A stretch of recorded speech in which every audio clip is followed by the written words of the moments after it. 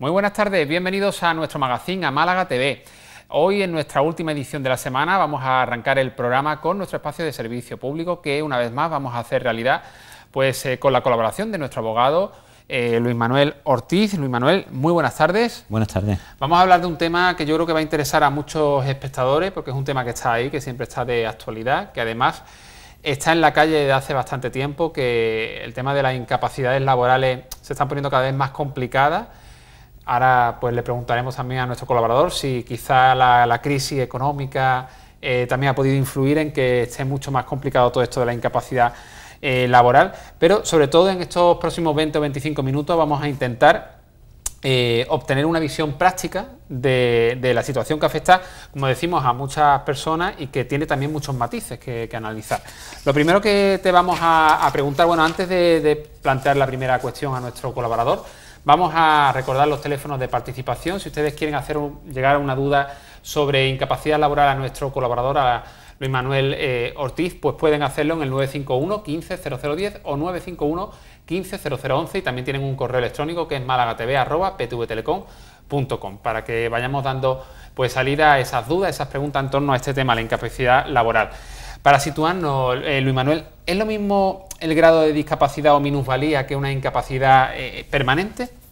No, hablamos de dos conceptos totalmente distintos.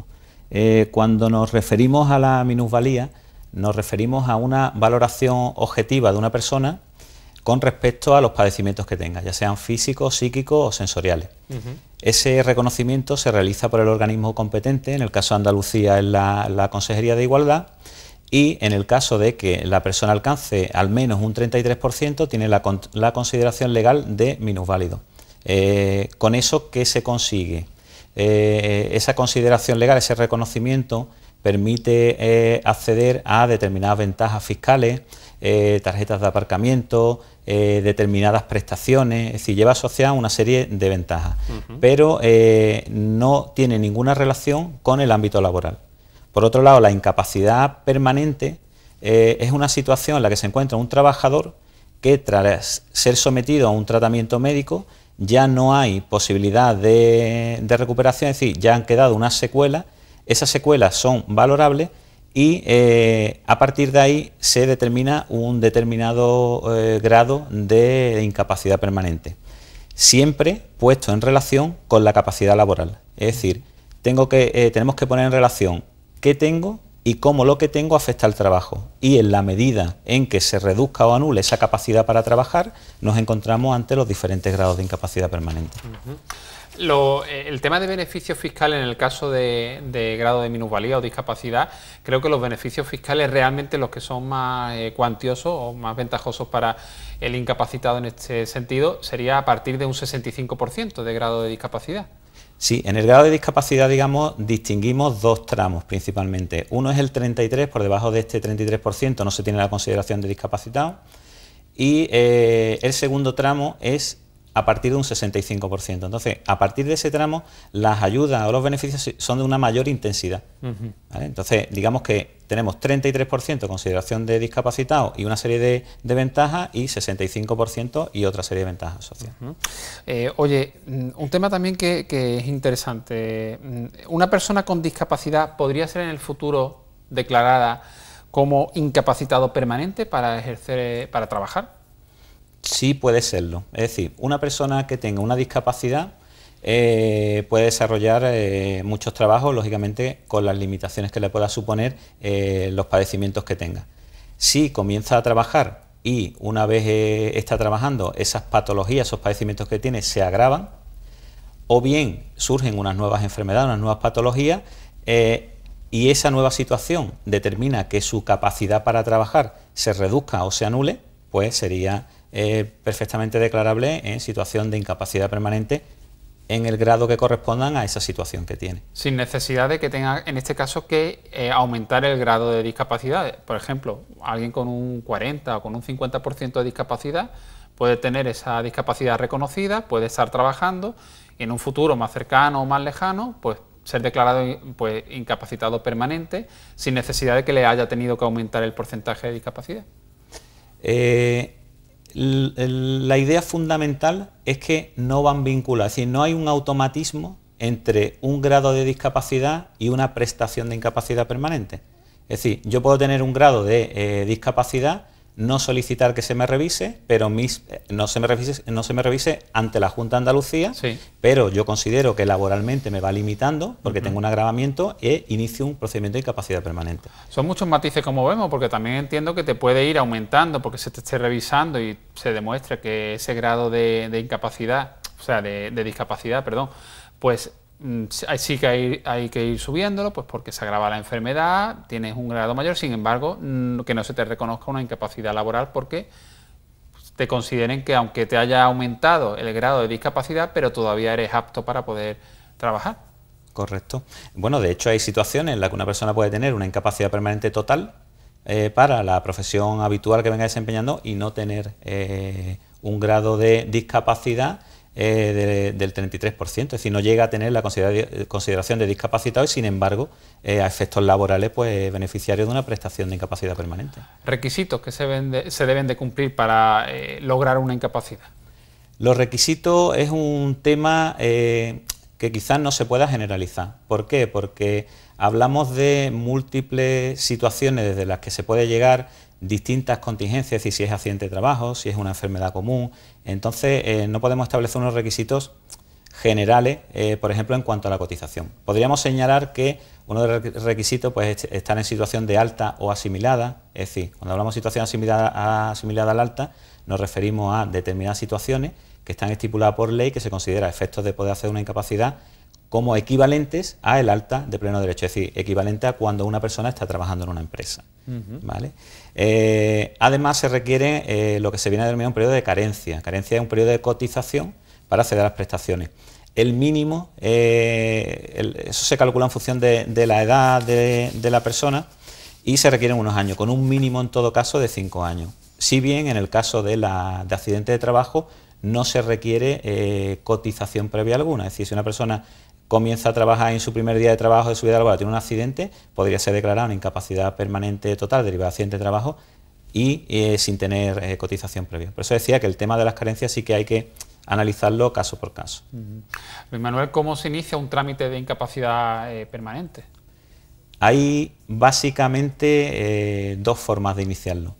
Uno, que es el que se está dando últimamente con más frecuencia, que es a solicitud del interesado, es decir, a instancia de parte, la persona que considera que puede estar afecto a una situación de incapacidad permanente presenta una solicitud ante el Instituto Nacional de la Seguridad Social y a partir de ahí pone en marcha el trámite, el procedimiento para el reconocimiento. Y la segunda de las formas es la que se denomina de oficio, que es cuando el trabajador normalmente agota las posibilidades de recuperación o bien agota el plazo máximo en el que puede permanecer en incapacidad temporal, que es de 12 meses más una prórroga de 6, y la propia Seguridad Social le hace un alta con propuesta de incapacidad para que se le valore su estado y si pudiera ser constitutivo de una incapacidad permanente. ¿Qué tramitación se suele seguir en estos casos? La tramitación distinguimos dos fases. Por un lado distinguimos una primera fase o una primera vía, que sería la administrativa, y una segunda que sería la judicial. En la vía administrativa, la tramitación que sigue es presentación de la solicitud, como hemos dicho, ya sea a instancia del interesado o de oficio por parte del INS, y se le cita a esa persona para una valoración en lo que en la calle se conoce el Tribunal Médico, que es el equipo de valoración de incapacidades. Que eso, por ejemplo, en el caso de Málaga, ¿hay uno en Málaga capital? En Málaga hay uno, sí, en calle Candiski, en sí, la zona de Teatinos, está en la unidad médica del equipo de valoración de incapacidades. Se cita a la persona de reconocimiento y ahí ya digamos que empieza uno de los momentos claves en el procedimiento. ¿Por qué? Porque la persona cuando acude allí debe llevar todos los informes médicos, copia de todos los informes médicos, todas las pruebas y toda la información de la que disponga, para que junto con los datos que obren en el expediente que tengan allí en ese momento, pues puedan ser correctamente valorados.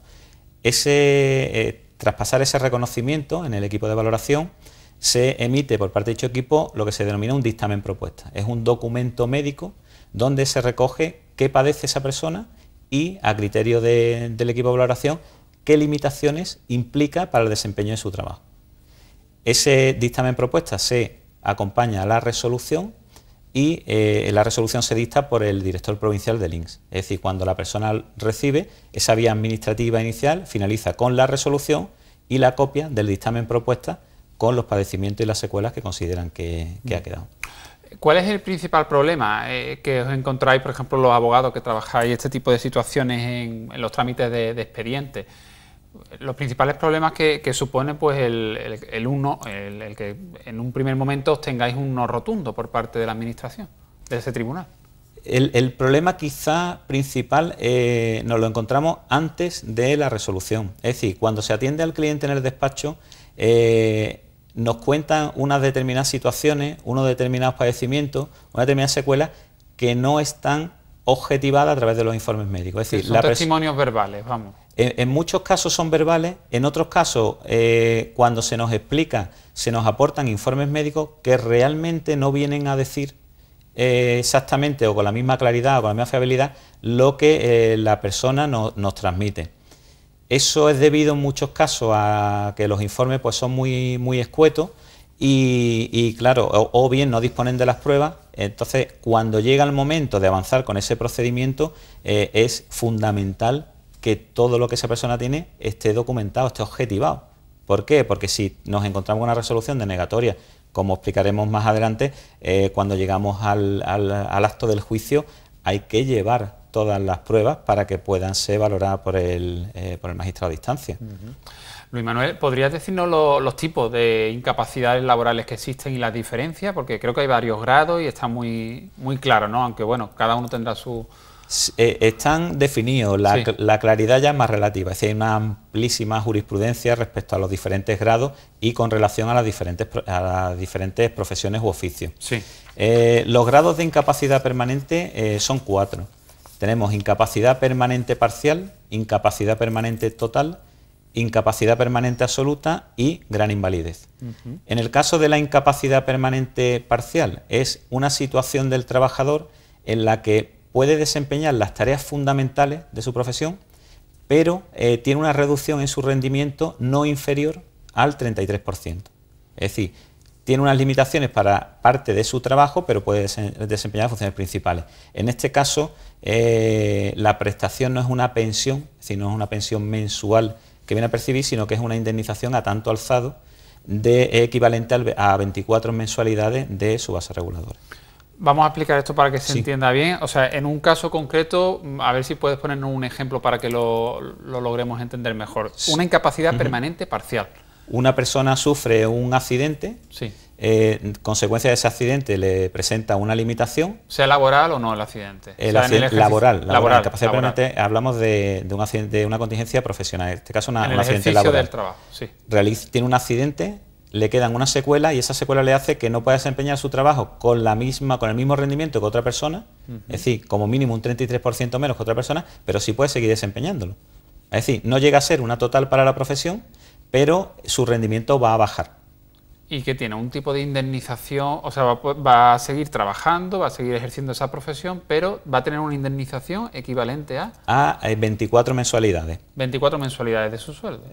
Más o menos. Y puntual, o sea, una sola vez. Es a tanto alzado, efectivamente. Percibe esa cantidad y continúa trabajando con la limitación que presenta. Pasamos a la incapacidad permanente total.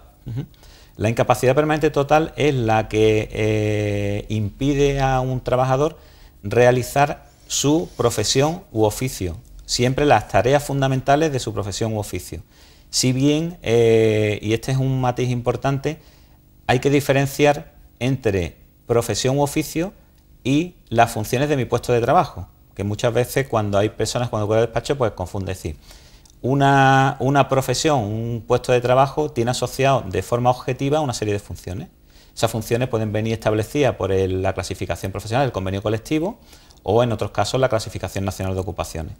Si yo no puedo realizar esas funciones, pues yo podré ser calificado con incapacidad permanente total. En algunos casos, en el puesto de trabajo concreto se realizan una serie de funciones que no son las propiamente de su profesión o oficio, entonces esas no se van a valorar si las puedo realizar o no, siempre habrá que ponerlas desde un punto de vista objetivo. Vamos a poner un ejemplo, te estoy pidiendo hoy muchos ejemplos, pero para que nos quede aún más claro, a ver.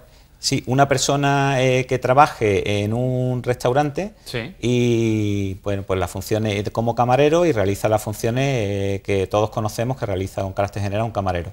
Si en ese puesto, pues además a él se le pedía que realizara por la noche una función adicional que no corresponde con su puesto de trabajo, desde un punto de vista objetivo, que no están clasificadas en el convenio como las funciones propias, Sí. aunque y esas funciones las pudiera realizar, eso no sería susceptible de ser calificado como incapacidad permanente. Porque no es su tarea principal. Porque no forma parte de las funciones de su puesto, de su profesión. Forma parte de su puesto porque la empresa le han dicho que lo tiene que hacer, Sí. pero no son las funciones de su profesión u oficio. Entiendo entonces que en ese caso, en ese tipo de incapacidad, sí que estaría, una vez reconocido y una vez favorable esa resolución, ese trabajador estaría exento de esa tarea para la que no está la que no es capaz de ejecutar o de realizar, ¿no? Pero sí tendría que seguir trabajando. No. En el caso de la incapacidad permanente total, para la profesión, la persona ya no puede volver a trabajar en ese oficio porque precisamente está impedido, de un punto de vista laboral, para realizar las funciones principales o fundamentales de su trabajo, de su profesión. Pero si la incapacidad, o sea, si el problema que tiene ese trabajador es que no puede realizar una tarea que no es la principal de su oficio. En ese caso podríamos estar, en caso de que sea una contingencia profesional, en una incapacidad permanente parcial. Pero no en una total. Vale. La total implica que no puedo realizar la de mi profesión u oficio. Si bien esa persona podría dedicarse a una cosa distinta, que fuese compatible con lo que él tiene. Entonces, en ese caso, podría continuar trabajando, pero percibiría algún tipo de prestación. Sí, en el caso de la incapacidad permanente total, se percibe una pensión vitalicia de equivalente a un 55% de la base reguladora. La base reguladora no se puede establecer una pauta de la forma de cálculo porque depende de determinados factores, Sí. como por ejemplo la edad, periodos cotizados y demás. ¿Qué ocurre? Que ese 55% está distribuido en 14 mensualidades y lo viene percibiendo independientemente de que trabajase en otro sitio. Es decir, por ese trabajo que ya no pueda realizar, le corresponde una pensión y si realiza otro trabajo, pues percibiría el salario correspondiente al otro trabajo que realizara. Sería, por ejemplo, tengo entendido, sería un 55% de la base reguladora en personas mayores de 55 años. El 55% No. es con carácter general. ¿Y personas con mayores de 55 años? De 55 años que tengan dificultades para acceder al empleo, está previsto un incremento de un 20%. En la calle, no sé si habrás escuchado en alguna ocasión, cuando se habla de la total se habla de media paga. Ajá. En la calle se habla de la media paga. La media paga es una incapacidad permanente total. En el caso de mayores de 55 años, tiene un incremento de un 20%, por lo tanto se sitúa en un 75%. 75, que en muchos casos ya pues deciden ya jubilarse directamente, ¿no? Claro, bueno, el no seguir trabajando, vamos, hasta que no le llegue la edad. Claro, ya cada persona tiene unas circunstancias concretas y en función de su economía y esas circunstancias precisamente, pues ya deciden si continuar o no. Vamos ahora con la incapacidad permanente absoluta. La incapacidad permanente absoluta es la situación en la que la persona no puede realizar ningún tipo de trabajo. Es decir, tiene unos padecimientos que anulan completamente su capacidad laboral. Y por tanto, una vez que es declarado, pues generalmente no se realiza ninguna otra actividad laboral. En este caso, la pensión lleva asociada o aparejada una pensión que es por un importe equivalente al 100% de su base reguladora. Esto en la calle le dicen la paga entera. ¿Vale? La media paga, hablamos de la incapacidad permanente total y en ciertos ámbitos o ambientes pues se habla de la paga entera, es decir, el 100% de la base reguladora. Además tiene la ventaja fiscal que la pensión de incapacidad permanente absoluta está exenta de tributación, es decir, lo que perciba íntegramente no tiene que pagar impuestos por esa pensión. Ni se hace declaración de la renta ni nada. Hace, si tiene por otros conceptos, pero ese concepto concreto pues está exento de tributación. Bueno, enseguida vamos a hablar de la gran invalidez, que es el último grado de incapacidad que queremos abordar, pero tenemos una llamada. Buenas tardes. Hola, buenas tardes. Buenas tardes, ¿cómo te llamas? Yo me llamo Conchita. Conchita, pues cuando quiera puedes plantear la pregunta a nuestro abogado. Yo les quiero hacer una pregunta a este señor, verá usted. Yo es que estoy... Conchita, vamos a hacer una cosa, vamos a bajar. Si puedes, por favor, el televisor. Sí, estupendo. Bajamos el volumen Venga, del venga. televisor y así pues Voy a nos bajar un escuchamos a poquito través más, del sí. teléfono. Vamos a esperar unos segundos a que Conchita baje el volumen de su televisor y así pues evitamos el acople del sonido. Conchita, Sí. ahora te escuchamos mejor, cuando quieras. Venga. Bueno, yo tengo invalidez permanente, ¿eh? Sí. Y ahora tengo, verá usted, o sea, no puedo trabajar en lo que yo realizaba. Sí, Bueno, ahora mi queja es la siguiente. Mi marido acotizó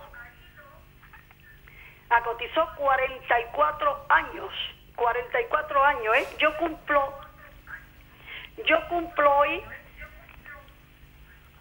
hoy 77 años, precisamente hoy mi cumpleaños. Bueno, felicidades. gracias, muchas gracias. Entonces lo que les quiero preguntar a este señor, ¿cómo es posible que a una señora que ha trabajado 30 años, que yo la verdad estoy con esto, que de verdad si cogiera el señor Rajoy le iba a pegar un par de toques, vamos a llamarlo así.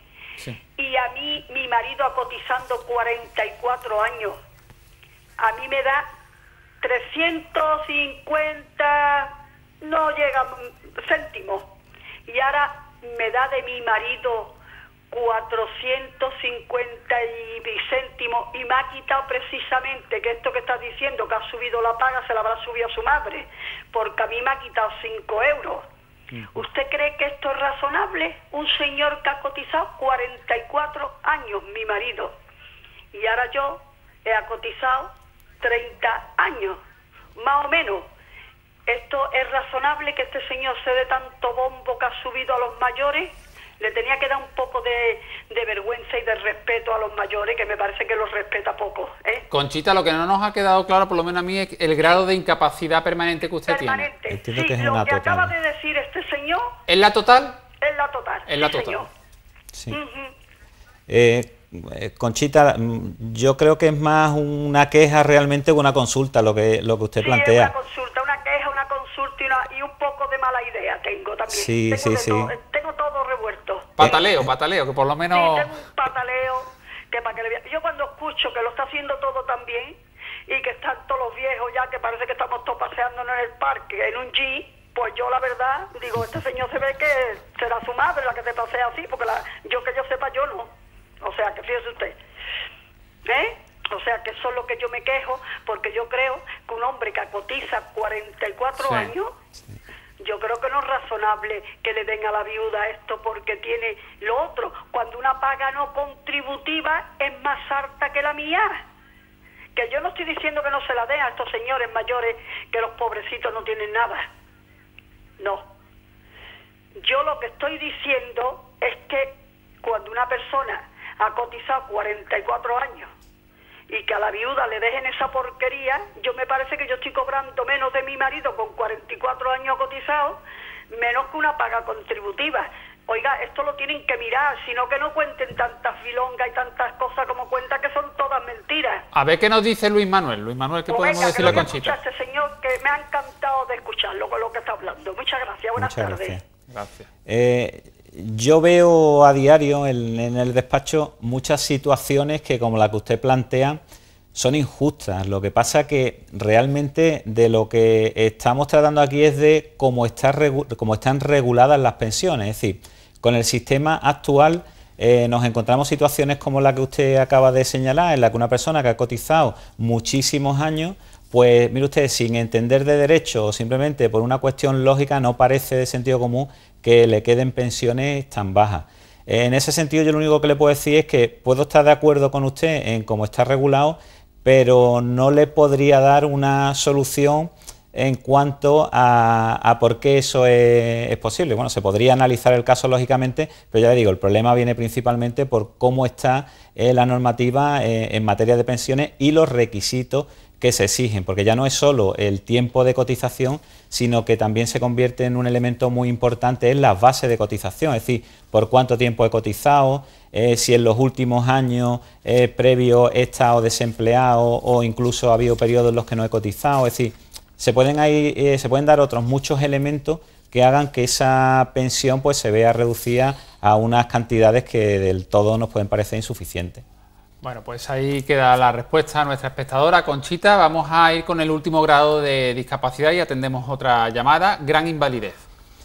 La gran invalidez es el mayor de los grados posibles de incapacidad permanente y es la situación en la que se encuentra una persona que necesita del concurso, de la asistencia de una tercera persona para los actos esenciales de la vida. Es decir, una persona que presenta tales limitaciones que para actividades cotidianas, como pueden ser vestirse, comer o asearse, por ejemplo, necesitarían de una persona que le ayude. En este caso hay una prevista, o la pensión que está establecida es la pensión que le corresponde, pues es una absoluta 100% más un 45%, o una cantidad no inferior al 45%, que en principio está previsto, está destinado a que esta persona pueda contar con la ayuda de esa tercera persona para actos tan básicos de la vida como son esos que se acaban de indicar.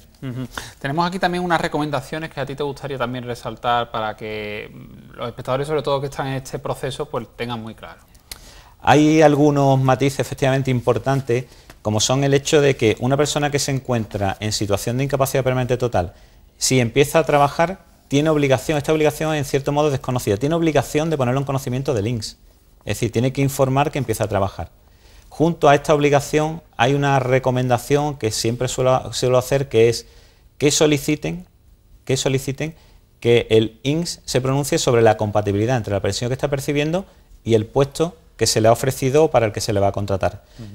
Esta respuesta que obtenga del INS no es vinculante, es importante decirlo, es decir, no es vinculante, el INS puede mantener posteriormente otro criterio, pero en cualquier caso será un elemento que, llegado el momento, se podría valorar.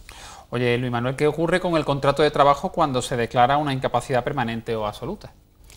Cuando se declara una incapacidad permanente total o una incapacidad permanente absoluta, el contrato queda suspendido durante 24 meses. Suspendido quiere decir que si durante los 24 meses se prevé que pueda haber una mejoría que permita reincorporarse al mercado de trabajo, dentro de esos 24 meses conserva un derecho de reserva de puesto de trabajo, es decir, volvería a la empresa. Transcurrir los 24 meses, si se produjera una revisión a posteriori y como consecuencia de eso se determinara que ya no tiene ningún grado de incapacidad, el puesto de trabajo ya lo habría perdido. Vale. Es decir, es una protección, una garantía durante ese periodo de tiempo para mantener su puesto de trabajo. Si al resolver el expediente, ¿no?, que se está tramitando, pues bueno, pues no se reconoce. Bueno, teníamos ahí otra llamada, es verdad. Buenas tardes. Hola, buenas tardes. Buenas tardes, perdón por la espera. ¿Cómo se llama? Me llamo Carmen. Carmen, pues cuando quiera puedes plantear la duda a nuestro abogado, a Luis Manuel. Hola, ante todo, buenas tardes, don Manuel. Buenas tardes. Mire, yo es que tengo un hijo que tiene polio. Le dio con 5 meses. Y el pobre él se vale por sí mismo para que le diga que no. Estaba cobrando una pequeña pensión de 150 euros, se la quitaron. Y él está parado, no hace nada. Y el pobre mío no cobra nada. Nada, yo soy una pensionista y yo muchas veces tengo que darle para que pague la luz. Y yo tengo 600 euros de pensión porque soy viuda. Y tengo que darle para que pague la luz, tengo que darle para que se compre un paquete de tabaco o algo, porque es que no tiene nada.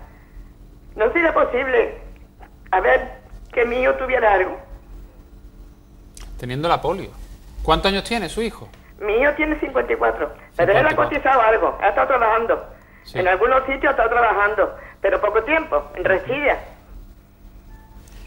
Las pensiones que estamos abordando, que estamos tratando esta tarde, son las pensiones de incapacidad permanente, que son las que van a condicionar que se haya cotizado previamente. En el caso que usted plantea, si la cotización es insuficiente, la única forma de que pudiera tener derecho a una pensión de invalidez... Mal, ¿eh? Sí, le decía que si su hijo no ha cotizado lo suficiente... Bueno, él ha cotizado, pero no creo que haya cotizado mucho. La única posibilidad de que accediera a una pensión sería una pensión no contributiva de invalidez. Pues sí, pero él, algo, que él contara con algo, por lo menos para pagar la luz, para pagar la comunidad, Para esas cosas que son básicas. ¿Lo habéis intentado? ¿Habéis intentado eso? ¿Una pensión no contributiva? Lo que pasa, si me permite la segunda parte de la explicación, es decir, existe esa pensión no contributiva de invalidez, pero exige que el grado de discapacidad sea de al menos el 65%. No, él tiene menos.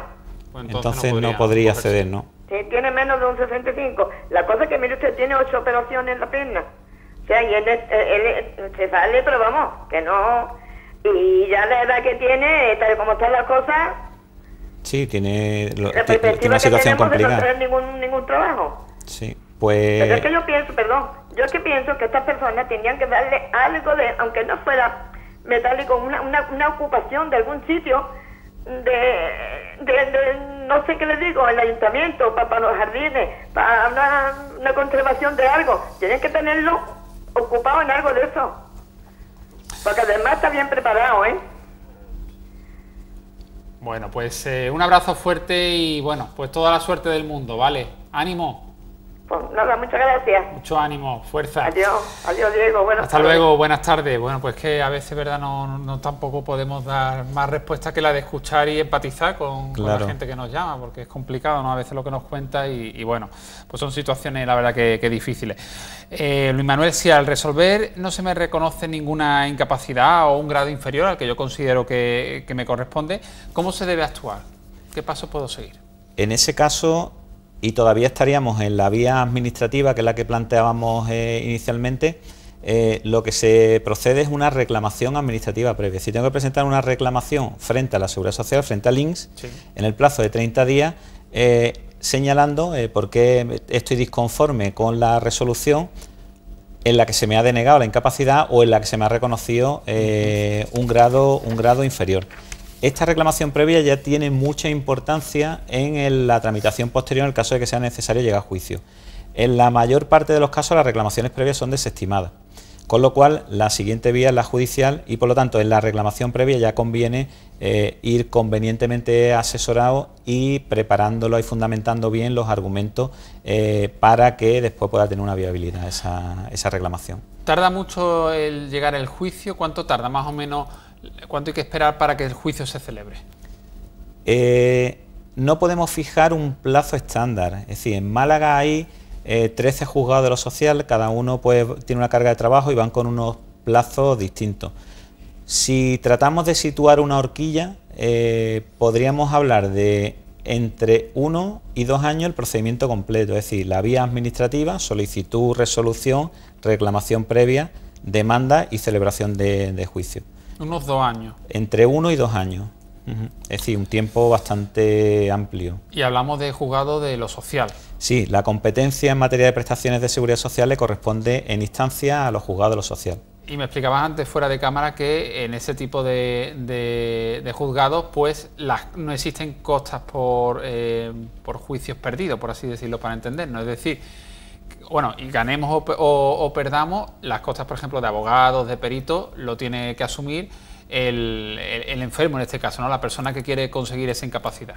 Tiene que asumir ese coste de su abogado y de los peritos que hagan falta y eso. Exactamente. Es decir, las costas es los gastos que se originan en un juicio y que se le imponen en otro orden jurisdiccional como el civil a la parte vencida.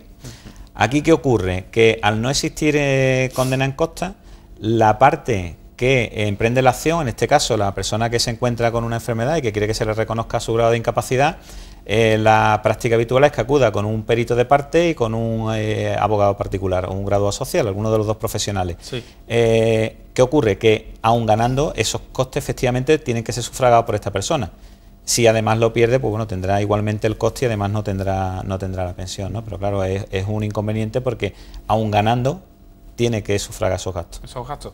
Luis Manuel, no sé si esto es cierto, pero yo he escuchado en la calle, ¿no? Se escucha muchos casos y se habla de que personas que tienen una incapacidad ya reconocida, con un grado reconocido, pues se le está revisando y que en algunos casos se está pues incluso dándole otro tipo de incapacidad o reduciéndole ese grado de incapacidad. ¿Esto es así o es un bulo que está circulando? No, hay lo que se llama, eso se llama expedientes de revisión de grado. Sí. Y es cierto que en los últimos años se están produciendo muchos expedientes de revisión. Eso consiste básicamente en que una persona que tenga reconocida la incapacidad, la Seguridad Social lo llama y valora cómo se encuentra en este momento. Es decir, si ha habido una mejoría o un agravamiento y en caso de que haya una mejoría, pues o reduce el grado o directamente quitaría la pensión. Entonces, sí es cierto que se están produciendo mucho. Además, se da la circunstancia de que antes las pensiones que eran reconocidas por sentencia, por el carácter vitalicio que se establecía en el fallo de la sentencia, no se revisaban. Ya se revisan. Hubo un cambio doctrinal y se están revisando incluso las pensiones reconocidas por sentencia. Nos han llegado durante el programa pues estos correos a los que vamos a dar respuesta. Tenemos un email de Gonzalo que pregunta, dice: desde 2012 tengo una invalidez total para mi trabajo que conseguí tras ir a un juicio contra la Seguridad Social. ¿Me la pueden quitar? El caso de Gonzalo sería justamente el que acabamos de comentar, es decir, ¿es revisable? Ya todas las pensiones son revisables. De hecho, a mí se me han dado casos que tras ganar una incapacidad por sentencia, al poco tiempo se ha revisado. Es decir, el caso de Gonzalo sí es revisable. ¿Quiere decir que se lo van a revisar? No. Si no todos los casos se revisan, pero sí existe esa posibilidad.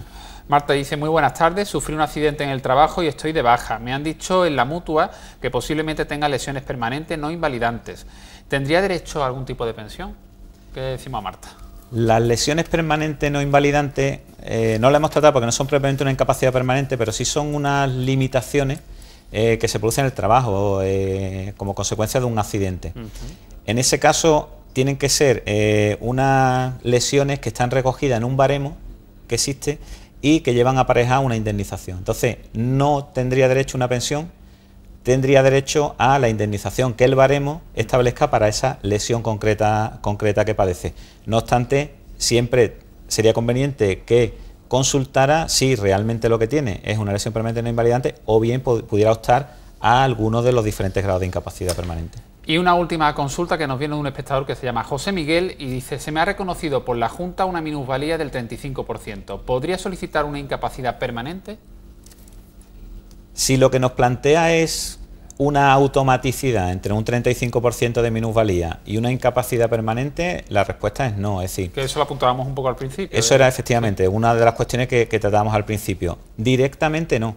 Ahora bien, habrá que ver qué tiene, ¿vale?, qué padecimientos presenta para que se le haya reconocido ese 35 y si presenta limitaciones o reducciones de su capacidad laboral, que recordemos la incapacidad permanente siempre es relacionado con la capacidad laboral, que pudieran ser constitutivas de una incapacidad en cualquiera de sus grados, pues sí podría acceder, pero no de forma automática, habría que analizar el caso concreto. Bueno, pues hasta aquí el espacio de hoy de servicio público dedicado a incapacidades laborales. La verdad que hemos aprendido mucho, nos ha dado aquí un máster. Al final hemos hecho más minutos y todo, pero ha sido muy interesante. Más de media horita dedicado a este tema. Como siempre, pues de la mano de Luis Manuel Ortiz, abogado en Uniabogados, en la calle Spengler, en Teatinos, local 10. Y si quieren ponerse en contacto con ellos, pues están también en el teléfono 952 33 77 99. Y en la calle Spengler, local 10, en Teatinos Uniabogados. Nos vemos dentro de un mesecito y bien, tú o tu compañera Alicia Luna, pues a tratar también otro tema seguro que interesante. Muchas gracias. Muy bien, a vosotros. Hasta muy pronto. Nosotros ahora les